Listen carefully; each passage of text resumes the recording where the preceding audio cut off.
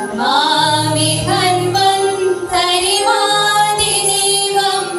नमामि धन्वन्तरिमादिदेवम्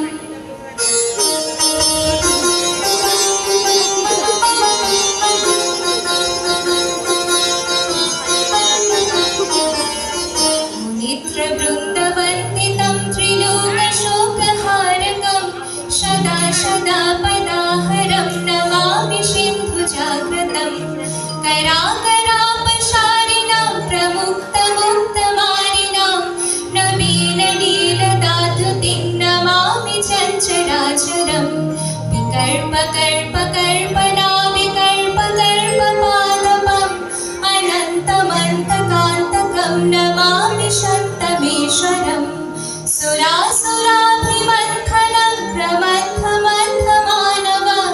पराभयङ्गदं प्रदं नमामि सागरोद्भवम् अनाथनाथमाश्रयं परोपकारविग्रहम् अलोकलोकदर्शनं नमामि तं सुदर्शनम् धराधरेन्द्रधिर्जटे किरीटकोटिचुम्बितं पदमृतं द्वयं प्रियं नमामि देवमाद्वयम्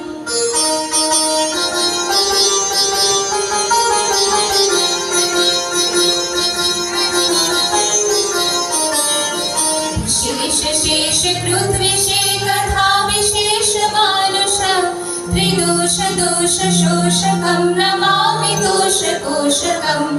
तमिन्दुपुन्द्रसुन्दर